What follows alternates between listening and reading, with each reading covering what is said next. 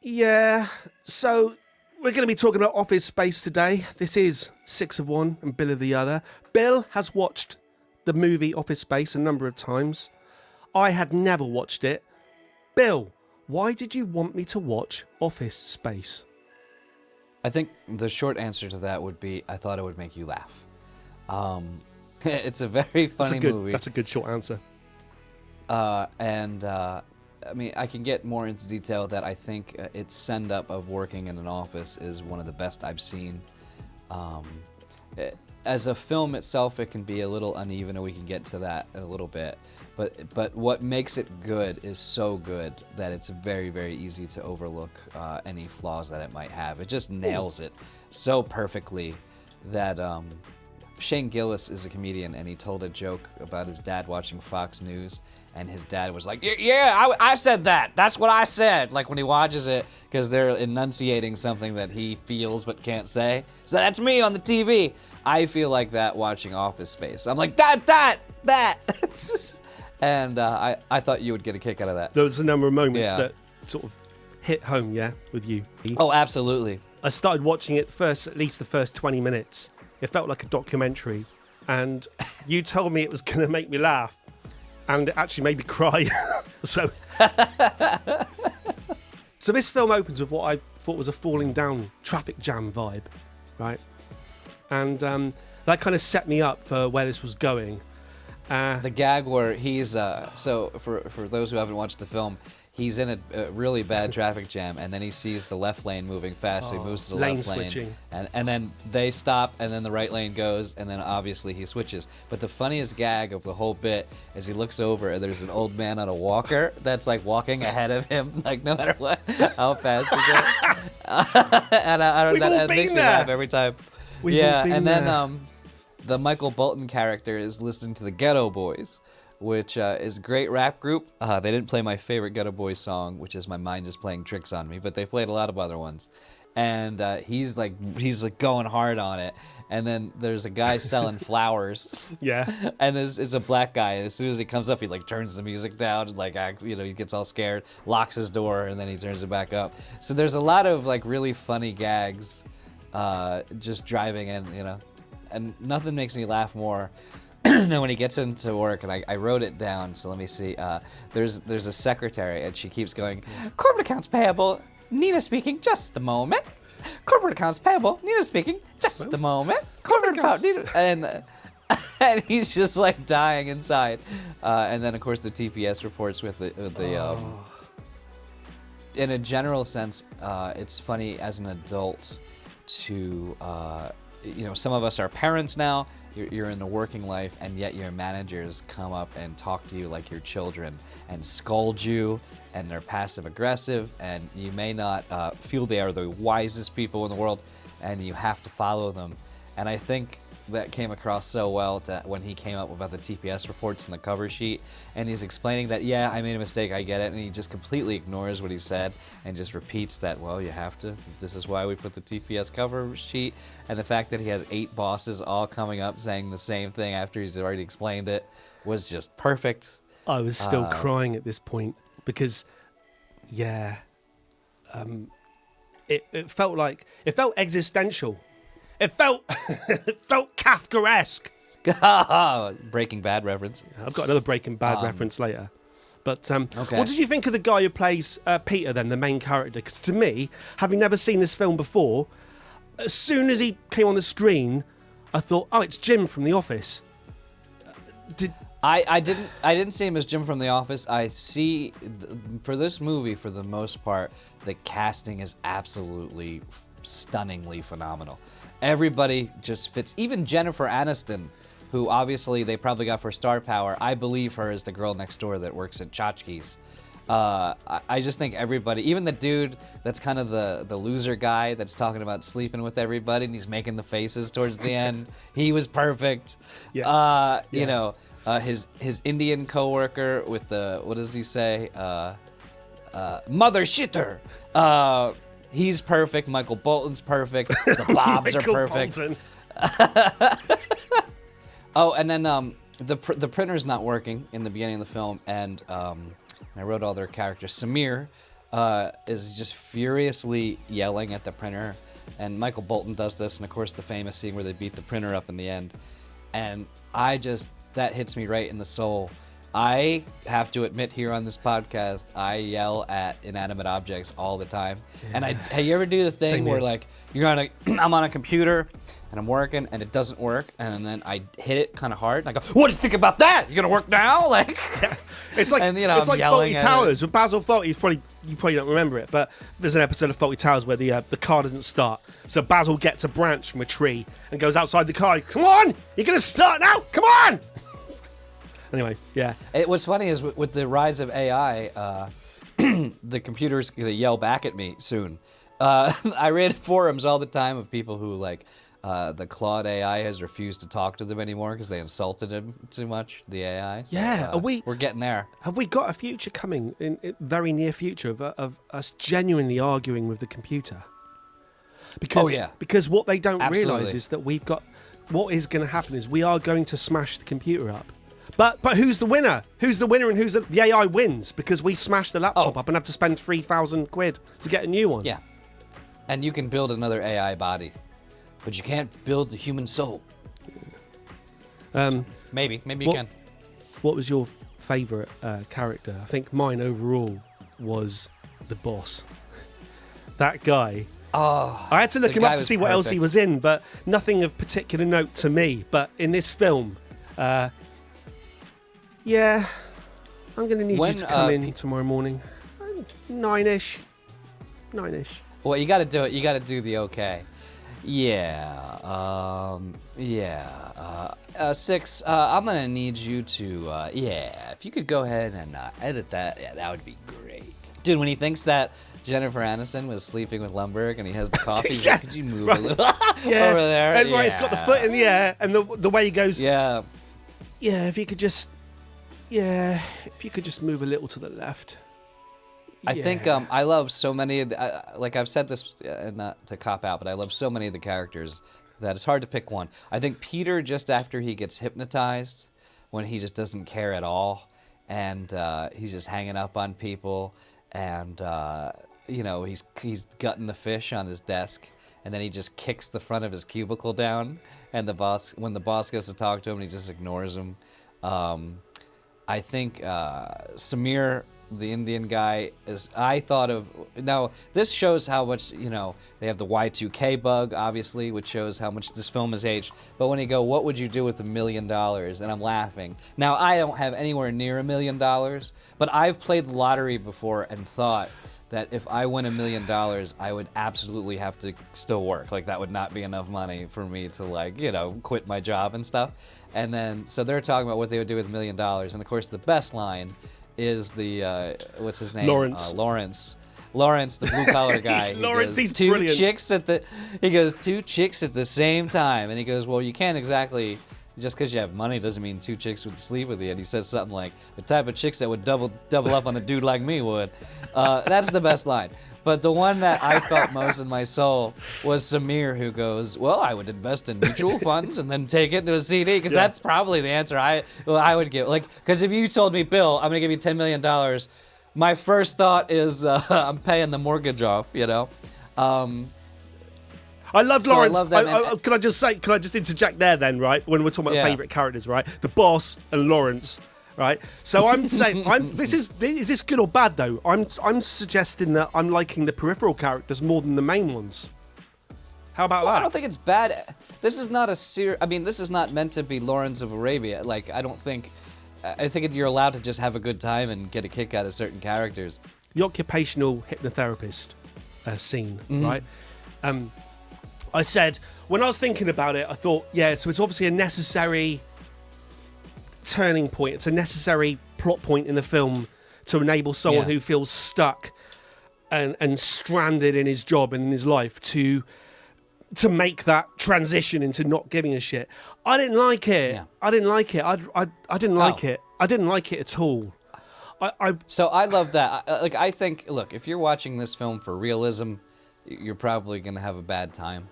I thought it was a plot point. I would say what I didn't like is actually the opposite. I loved when he got hypnotized. That's my favorite, and he just doesn't care. what I don't like is they kind of give one line towards the middle of the film because they're doing the save the cat thing, so he's got to be at his lowest point somehow.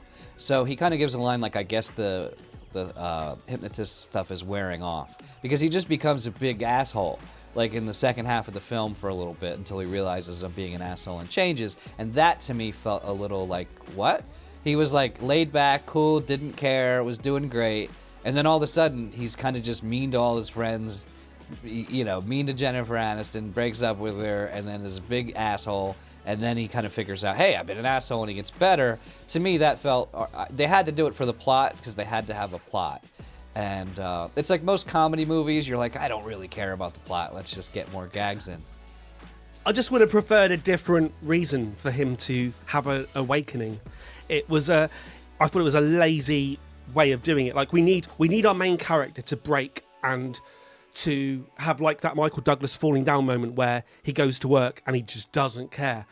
But I didn't like that it was a countdown to from free and heart attack moment. It was a bit and like, then he dies. Well, see, I liked it because we've seen Falling Down. We've seen a guy go into it, and Jennifer Aniston even does a brief flip off the Tchotchke's boss, who was played by Mike Judge. And that's fine. What's funny to me about this is he's not going in hating work. He literally just doesn't care anymore, and he's rewarded. And that's a commentary on office life, where we all know the one guy that just doesn't give a shit, or girl or whatever in the office that just seems to fail upwards. And so it's a funny commentary that he literally doesn't care at all, and they think he's brilliant, and they're firing all the people that do care and are working hard around him. That is quite a great line. It is, like you say, it's a comedy, right? And you say don't take it seriously, but it is quite a satire, isn't it? It's quite biting. And it's quite cutting in some ways. It really is. Oh man, and then and we'll talk real quick about, there's a few one-liners, and you talked about my favorite character, just to touch on that real quick before we get to that. I think it's one of those movies that, because it's been so popular for so long, that it sort of goes in waves. Well, when it first started, it's like everybody loved Bill Lumbergh and the boss, and of course Milton, the stapler guy, is the guy everybody quoted, and I still love all of that. But it's as time goes, you get to see just how beautiful the rest of the thing is. So the big lines that everybody always talks about, of course, is, "We're Miss Stapler. I'm gonna get Miss Stapler. I'm gonna burn this place down." That's quite good. I think one of the funniest moments in the whole film is when he's complaining about how they're taking a stapler, and he's on the phone, and they go overhead, and you realize he's talking to Peter in the cubicle next to him. And it's like, "Wait, I gotta go." Like, 'cause I thought that was great. I think the line, of course, were the two Bobs, and they got Tom, who I love Tom. Man. Tom is brilliant. He's Tom is just furious, and that's an office guy. Everybody knows a guy in their office that's just like, "This place sucks, and they're gonna fire us, and it's awful." And he plays that so well. And then when he's yelling at them about the software engineers, and he takes the reports to them, "Did you take the reports?" "Well, technically, it's my secretary," and all this. And then the famous line is, "Well, what exactly is it would you say you do here?" And then he just flips out on them. That's a fantastic. Yeah. That's one of my favorite lines. That's brilliant. And I mentioned this when we were talking about when we were going to record this podcast, and we are coming in on a Sunday for this. Six, I'm going to need you to come in. Go ahead and come in on a Sunday to record this podcast. But I think my other favorite line that I think about all the time is Tom later on tries to commit suicide in his garage, and his wife walks in, and he decides he changes his mind and decides he wants to live because he got fired, and he backs out and he gets hit by a drunk driver. And so he's having a party at his house, and he's in a body cast. He's in a wheelchair with a body cast, and he's all messed up. And he goes, "Guys, I know you're down, but I used to be down too. I used to be just like you.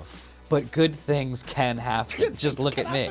And he's in a body cast. And I felt that in my soul, because I think I agree with him. You're like, how fantastic would it be to get in an accident and you're going to recover at some point, but you're set for the rest of your life. And that's the biggest send-up of all, I think. It is lovely the way how much that rings true, you know? The way the film pans out, no matter how you think you'd feel about it before you watch the film, by the time you get to that scene in the film, you all kind of Yeah. wish you were him. It's like, it's Yeah. very strange. He's sitting there, like you say, he's almost saying, this is the best day of my life. And you're thinking, yeah, Yes, I'm with I'm you. sitting I'm there with going you. like, I'm sitting there going, how nice would that be to not have to go to work anymore and Yeah. have money still. So that was my favorite line in the movie. But there's so many. Let me pull up another line to you, because I've got the, like you say, Bill, yeah, I'm going to need you to come in. Case of the Mondays. Yeah, I reckon I get their ass kicked. That's brilliant.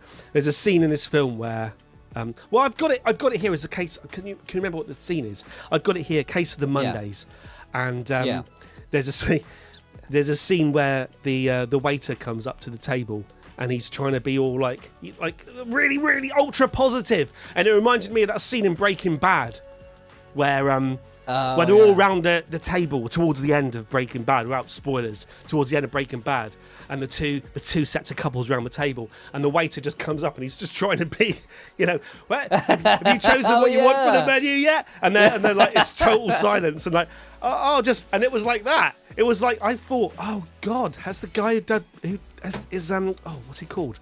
What's the guy who did Breaking Bad called? I've got to know. Vince Gillen. Vince Gilligan. Had he seen Office Space? Because to me, that I just saw it and I thought, oh my God, that's Hank and Walt round the table. And I would say it's funny. I think the whole Flair thing was hilarious when the movie came out, and you don't really. Maybe I don't go to Applebee's that much. Maybe they're still doing the Flair, but so that's kind of aged a little. I've got a question. I had I forgot a question there. So Jennifer Aniston, right? So I'm going to get onto Flair, right? Jennifer Aniston, you've said already that you think she's pretty good in this film. I don't dislike her. I don't dislike her. I'm not someone that watched Friends. I love Friends. You've already said you'd rather put your head in a bucket of warm piss than watch Friends. Yeah. I think Friends is fantastic, and I like Jennifer Aniston, but I didn't think she was very good in this film. I think that my right hand could act better than her. Let me just ask it. But I totally I know we're talking about Jennifer Aniston, but let's not bring your right hand into this. I think to me, I believed that she was the hot girl that next door that worked at the thing, and she did that. She wasn't, she didn't. It wasn't a Meryl Streep performance, but it didn't need to be. She was exactly what she needed to be, and I thought it was fine. I'll say with the Flair thing. Where I did connect to it is 15 pieces of Flair minimum. Do they have Walmarts in the UK? Have you ever heard of Walmart? I think no, but I think they bought Asda. I think it's similar to our Asda for the people in our country. Is it? It's like a big supermarket. Okay. Yeah. Right. Yeah. Yeah.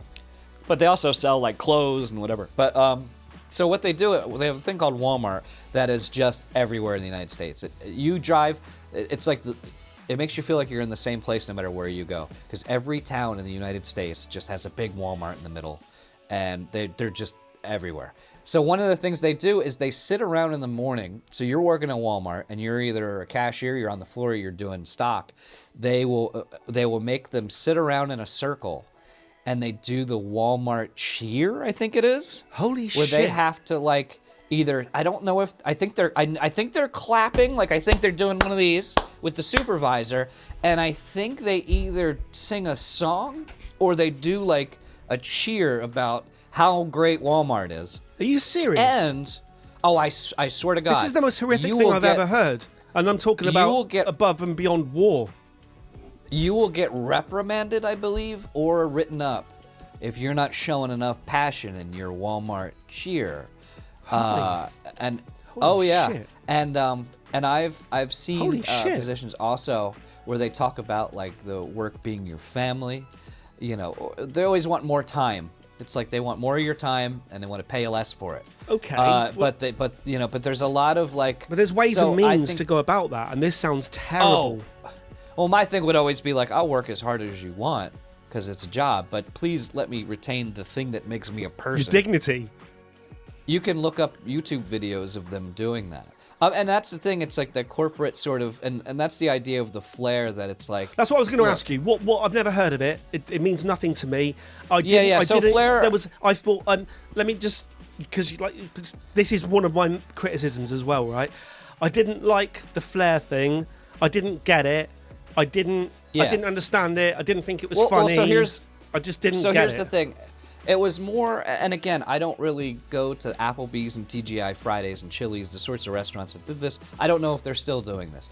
When this film came out, this was a huge thing, and they would have like stickers. And the corporate idea was get these buttons that represent you as a person to make it feel a little bit more fun for people going to the restaurant. But I think the point of why it was bad and why everybody hated it is because the same thing with Walmart. Look, maybe there's people out there that are a waiter, and there's no disrespect to if you're a waiter and you love the job. Most people working at an Applebee's, TGI Fridays type restaurant or a Walmart, it probably isn't their dream job when they're a kid. And so they're there, and they might be like, yeah, this is a job, I'm supporting my family. There's dignity in that.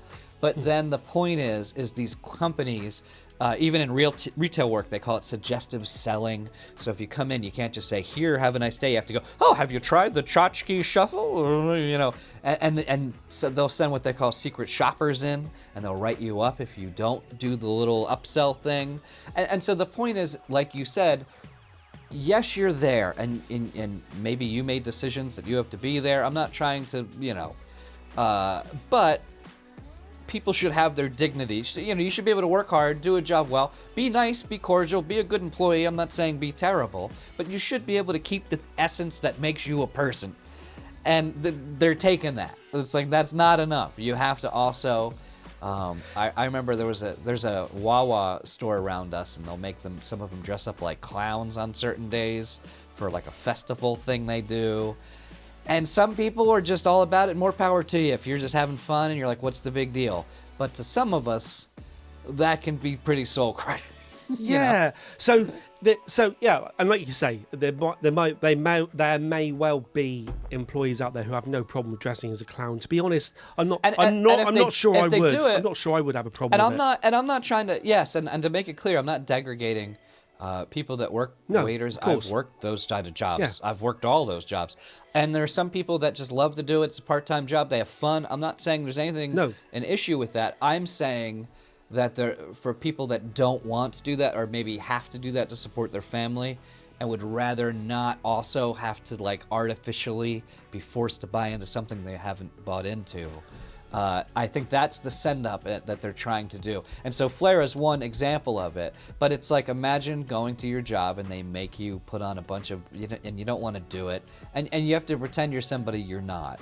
And there's a certain level that's understandable of being professional. If I'm in a retail job, which I don't work, but if I was, there's a certain level of professionalism. I'm going to go and get a piece of Flair, right? You keep talking about Office Space for a minute. I'm going to go and put a piece of Flair on this shirt. It's such a good piece of Flair. Hang on.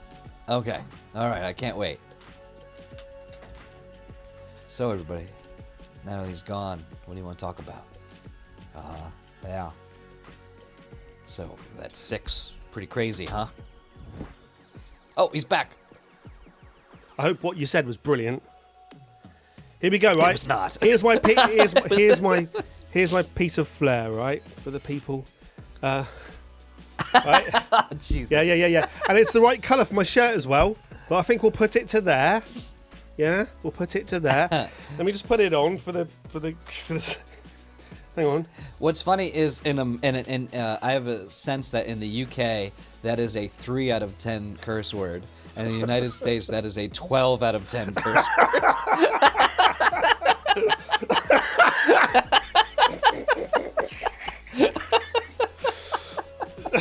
Right. word. There we go. So I've got my bit of Flair. Yeah, like I was saying, I'm not sure. So, in its defence, then, it's yet another case of absolute cutting, biting satire. Because you're saying late 90s, this was actually what went completely over my head was an actual thing that was happening. And this film is showing the waitress just saying, enough, I'm going to the restaurant next door, which treats me better. Well, yes, and her attitude of like, I just want to be a waitress. I don't need to express myself. Yes. I don't want to really be here, but I have to be here was very good, because that's, I think, how I would say most people would want to be. You know, you talk about. I mean, we've made albums.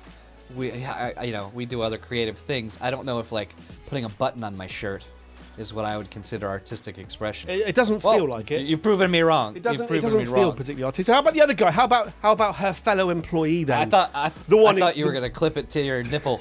Because your shirt's so open. I thought you were just gonna do like a Janet Jackson nipple piercing right on the podcast. Please, I don't want Justin Timberlake ripping my shirt open. How about the other employee? The one who does. He rolls with it.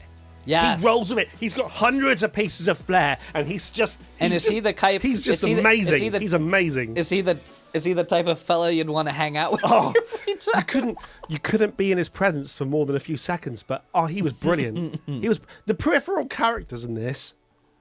Get it for me. Corporate accounts payable. Nina speaking. Just a moment. Corporate accounts. So what did you think about the Bobs and the layoffs? I thought it was all like a documentary. So, although you're supposed to be laughing, an element of me was like, oh my God, this is happening. It's horrifying. Everywhere, all the time. And there will be people watching this now and listening to this now where this is happening, where consultancy firms are being brought into wherever they're currently working, and then there's a chance they're going to be laid off or having to reapply for their own jobs. And this film, in a comedic way, and the reason why your Miltons and your Toms are completely distraught is because this is real, yeah? This is real. Yeah. And although you laugh at it, there's an element of you that thinks, oh my God, this is really sad as well. Oh, and the way they had the meetings where they're sitting with them very professionally, and then when they show them just in the management meeting going, this loser's dead weight, just throw in his file and they're laughing. And then the one guy, he goes, I'm going to fire this idiot because whatever. And then the one manager goes, fine with me. Like, there's just no fight at all for him. It was so perfect how they did that, and scary. It's scary. And like you said earlier, the sort of it's. I know it's a comedy, but it felt like it had something to say. So you got the main character, you got Peter going in there, and not giving a shit. And they're lapping it up, and they're looking at the positives there, and they're saying, "Yeah, we need to." He's just sitting there going, "Well, why would I do? Why would I work my ass off for no more money? Why does it matter to me if I sell an extra few things?" And they're going, "Yeah, they need encouragement," and they're using it, and they're sacking the people that are doing the work, and they're looking at him and going, "You're a shining example." And it's like, again, this. Well, and they mixed a couple film. Things off. I think for most people that have worked in an office, usually the guy cutting fish and not coming into work late is like the boss's brother-in-law's son. Yes. And, it's a lot of nepotism usually is the guy in the office that doesn't have to do anything. Yeah. And so I think they kind of mixed the metaphors a little bit. And they needed to because they got that point across, like you said, that because then he got to talk about all of what Mike Judge probably actually felt about why would I work? And then what was the one line where he goes, I space out and I probably end up doing like 15 minutes of work a day. COVID happens, 20 years after this film. Everyone goes home and productivity skyrockets. Everyone does way more work from home. And I read an article like 6 months ago that Zoom, who basically became a company because of the pandemic, they're the ones that everyone does their office meetings with, forced all of their employees to come back to the office. And but like the fact that people got more done when they were home because they didn't have to pretend to work, prove that. And then they saw that they proved it and said, yeah, but we're paying a lot of money to have people in the office, so come back to the office. It just goes to show you that numbers don't matter. Just one last thing on the Jennifer Aniston thing, right? There's a point in it, like we've referenced earlier, where Peter finds out from that bloke that she has been with Lumbergh, right? And he freaks out. He basically dumps her because he like we said, he imagines the scene a little to the left. And it turns out that it's a different Lumbergh, right? And as you probably do the same as me after you've watched the film, when you a film you haven't seen, you kind of have a little research afterwards. And I see the original script, it was Lumbergh, and they changed it so it wasn't the correct Lumbergh, right? I didn't like that. It felt like a cop-out. Was that trying to have like a nice ending there? It would have made much more sense if it was the same Lumbergh. It would have been much more funny and much more cutting that she would be with him. It was a cop-out, but at the same time, you would never like her character. There was no way you could respect the character if she was dating Lumbergh. Well, and I think that was, like I said, though, I think that's the weak point of the film, is they had to make Peter be the low point of the film. So they had to make him a jerk and ruin his life again after they fixed his life earlier. He sort of had to earn it for real. And I kind of didn't buy the whole premise, but they needed to do it to make it a working story. The cake scene, when they're passing the cake out. Oh God! I haven't even written that one down. That was amazing. But pass it along, Milton. Yeah, but I there won't be enough. I won't get a piece. This happened last time, and I didn't get a piece of cake, and he didn't get. Oh, that was good. That was good. Yeah. He was good. He was good. He was fantastic. He would later. I think he was the handler in Barry. In what? Sorry. That actor. Barry, the show, the HBO show. Yeah, Milton was fantastic throughout the whole thing.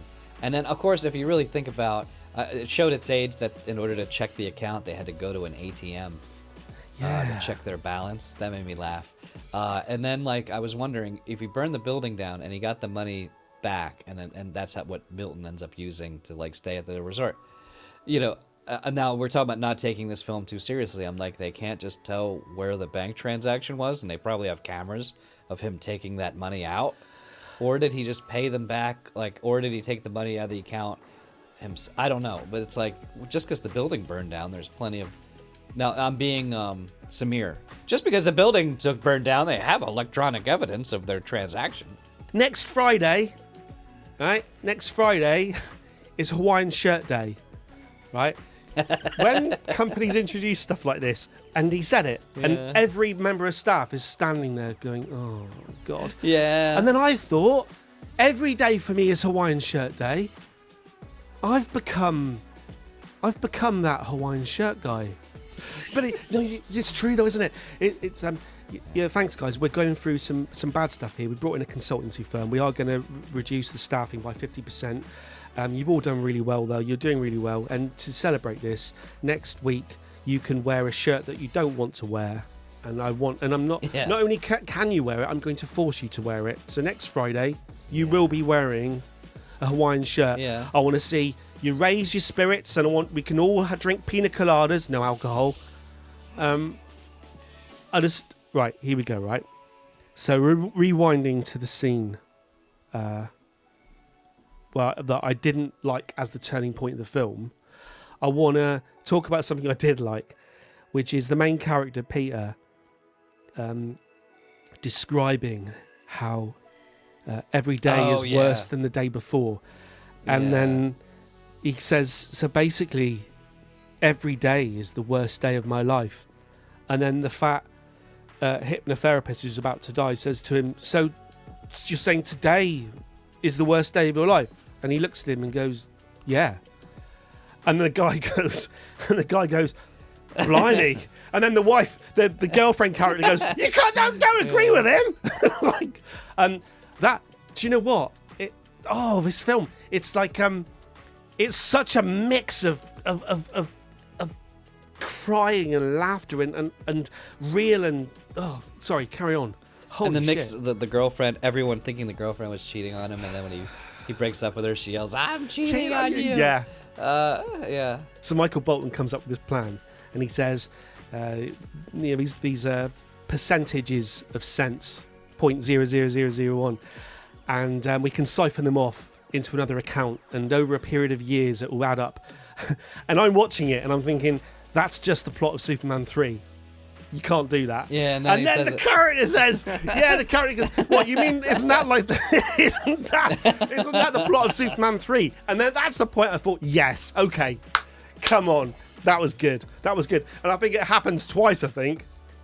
I also liked when they were looking up money laundering in the dictionary, and then the one character goes, what a bunch of dorks. He goes, are we actually sitting here looking up money laundering in the Oxford Dictionary? It's brilliant. 2 quick notes. One, did you notice Jennifer Aniston was drinking a 44-ounce Pepsi in the car? She was drinking a Pepsi, and I guess, I don't know if it was a supersized joke or whatever. The Pepsi was like, I'm surprised she didn't have to hold it with 2 hands. Did you also notice that the name of the apartments that Peter lived at were the Morningwood Apartments? Were they? Yeah. Oh, that was good. I wanted to, at some point, somehow get into it and call you a no-talent ass clown, but I haven't managed to do it. What did you think about the ending of the film, Bill? I didn't much like the sort of Deus... What's that? Deus Ex Machina? Deus Ex Machina. I can't pronounce the damn thing. Don't tell not your dad. Yeah. Just say it once. Just say it once more, Bill, and I'll just say it again. Deus Ex Machina. Right. I think it's Machina. That's how it felt to me. The whole arson scene at the end. It was all a bit flat. Because, like I was trying to say at the beginning, the film just felt like a film of 2 halves. I was on board. I was loving it. It was really cutting. It was biting. And then it all just flim-flammed away over time. It was a film of 2 halves. I loved the first half. I thought the second half was meh. I think it's a problem with many comedies, in that comedies have to have a plot, but it's really about the joke.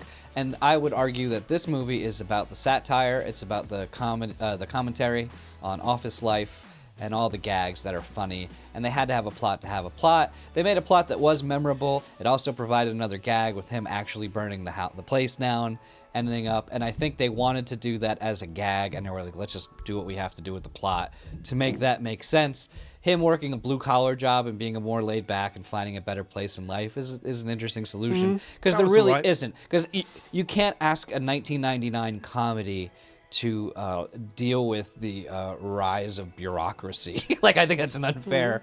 It's like, it's an unfair problem to expect them to solve in an hour-and-a-half comedy. So I think it did what it needed to do.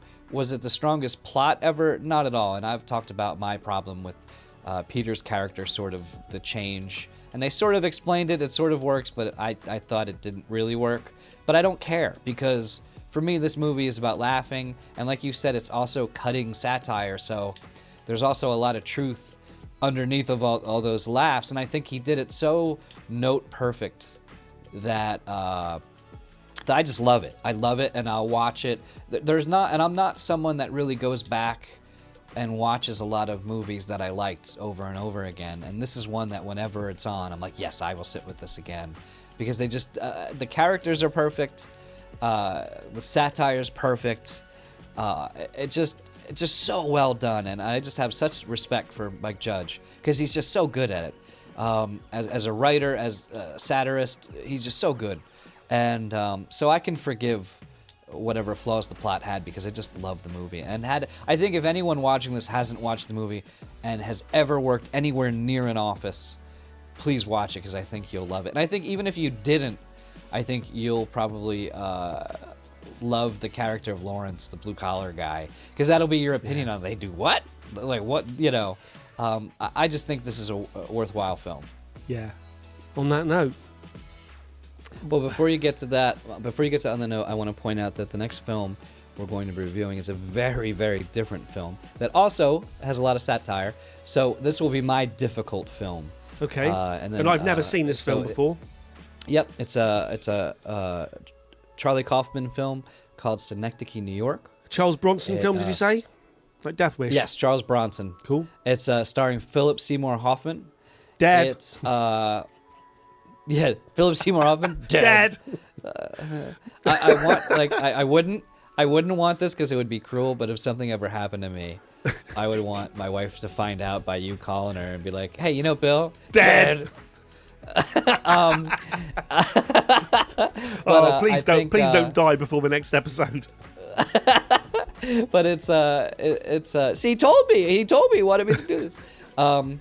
It's something I think, for our listeners, you'll either love it or hate it. But I think it's worth watching. I think it's got some really funny and great parts of it, and I'll be really curious to see what people think of it. And in the coming week or so, I'll see if I can find out where it's streaming, and I'll make a post as to like the quickest place to find it. But so yeah, that's all I got. On that note, over, and some guy smashed a printer.